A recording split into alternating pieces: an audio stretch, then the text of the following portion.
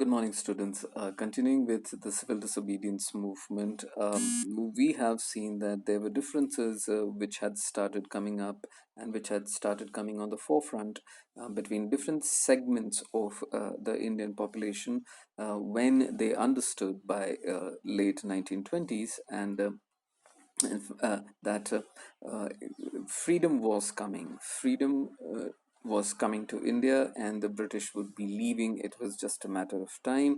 That within a decade or two, this was bound to happen, and that is the reason the same people who had been fighting against the British for more than 150 years as a united front, displaying a great amount of solidarity, they started kind of, I won't say bickering with each other, but then they definitely started arguing with each other about their how different constituencies saw their position in an independent India, an India which was ruled by Indians.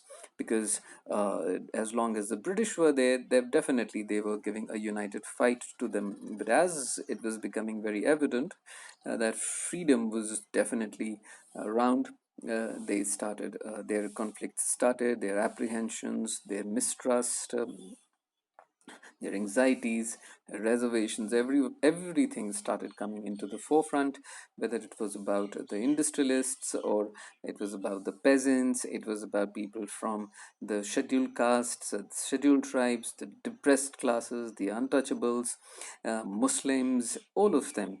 And Muslims more so because the other communities, whether the depressed class and the scheduled caste and the tribes, they still saw their future within India. Now, Dr. Ambedkar, the biggest and the tallest leader of the depressed and the oppressed classes, never ever even once proposed an India proposed a land which was only meant for the depressed or the oppressed classes. He was looking for a solution within the framework of India, a united India. But the Muslims and a huge section of their leadership, they were very keen for something which was kind of, though rather you can say they were more anxious, they were more worried, they were more nervous about how their people, that is the Muslims, would be fitting into an independent India which would have a Hindu majority.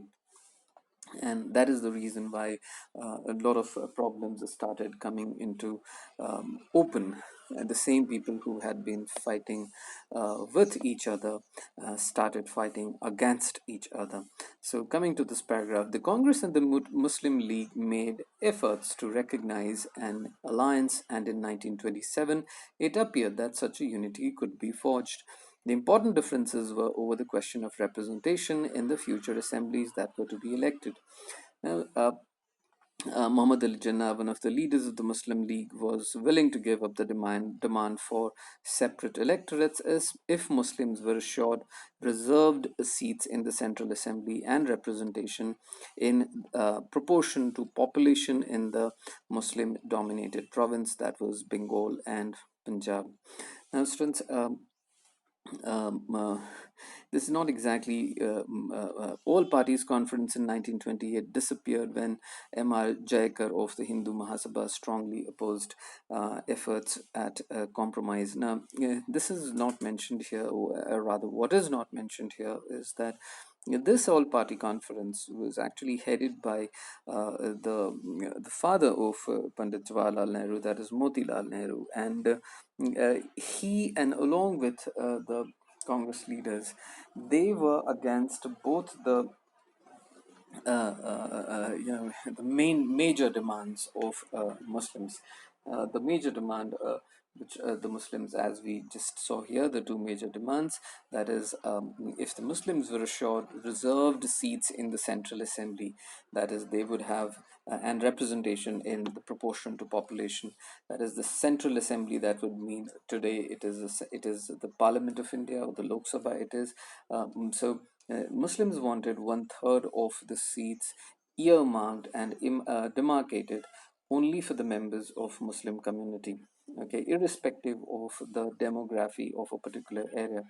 Now, this was something which was opposed by the a major section of the Congress party, because the Congress party felt if you demarcate and a complete one third of the seats only meant for the Muslims, then that is a huge injustice. Firstly, to a significant section of the Hindu majority, and also the fact that this is not a pure democracy at all. This cannot be democracy where there are so many preconditions attached to it. How can that be a democratic country? Because India, you have to understand, students, is not a land with just is not a land of people which has just people from one or two faiths, for example. Right?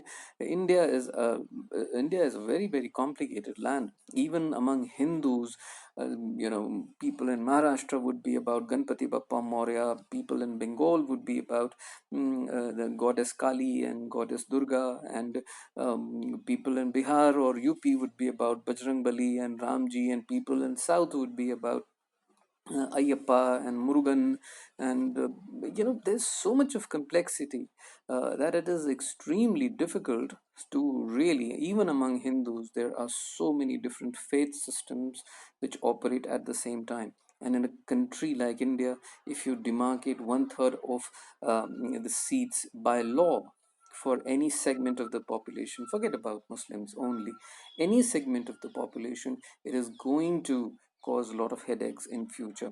Firstly, it is not a pure democracy, and secondly, it would get very complicated to implement and execute in reality. There would be whole chaos, right? So that is why the Congress leadership was definitely not in favor of it. And the proportion, and the other proposal was the proportion in population in the Muslim dominated provinces. Now, they wanted that, depending on the population of, say for example, let's again take Dehradun. Now, if Dehradun has a major chunk of the population comprising of, say, Garhwalis, right? Yes, fine. If a Garhwali wants to stand for election, that is good. But if, for example, if a Sikh wants to contest the elections in Dehradun, probably he has been also living in Dehradun for 60, 70 years. Probably a Christian missionary could be living in Dehradun for 60, 70 years. Probably, who knows, he came with the Britishers, probably 150 years ago, his family. Now, can you stop this Christian guy from contesting elections? Why should you stop this Sikh guy from contesting the election? Or for that matter, a Buddhist Lama who would like to contest elections. He's been also probably could be here for last 40, 50 years, right? Because if you say and insist, then that only a Garhwali can contest an election in Dehradun and no one else, then students, it is a sham democracy. It is not a true democracy. It would lead to a lot of differences and prejudices, because you do not allow the other sections of the same population to contest for the elections. They are there only to vote. Now, naturally, if you have such a system of democracy, then gradually a situation would come where only the Gadwalis would be interested in elections, because their candidates are being represented in the electoral system. The Sikhs are being told to sit home. That is the representative. The Christian can't contest. A Buddhist can't contest. A Muslim can't contest. So naturally, what happens is the people who represent these sections of the population, they do not participate in the electoral process. They start staying home. They lose interest in the whole election. So only a situation would come where only the Gadwalis are voting for the Gadwalis. Then that this is definitely not the democracy which can strengthen a nation. It definitely doesn't. So that is the reason why the Indian leadership, the Congress leadership, they completely refused such an arrangement. But then, once that was done in 1928, This was formed in 1927, but the report was under Motilal Nehru came out in 1928, and after that, it was no going back. After that, the fault lines were drawn, and it was very obvious to everyone in India that yes, Muslims and Hindus would not be seeing eye to eye on most of the issues, because then the fault lines were very, very broad, and it was very obvious that they could not be bridged. Now, when the civil disobedience movement started, there was thus an atmosphere of suspicion and distrust between communities. Alienated from Congress, large sections of Muslims could not respond to the call for a united struggle. And naturally, after this 1928 thing, when the Indian leadership was completely against the major proposals what the Muslims had forwarded, and then Gandhiji came up with the civil disobedience movement around 1930, it was very obvious that Muslims would not be participating in it very enthusiastically, because they saw that there's nothing much for them. What happens when the British go?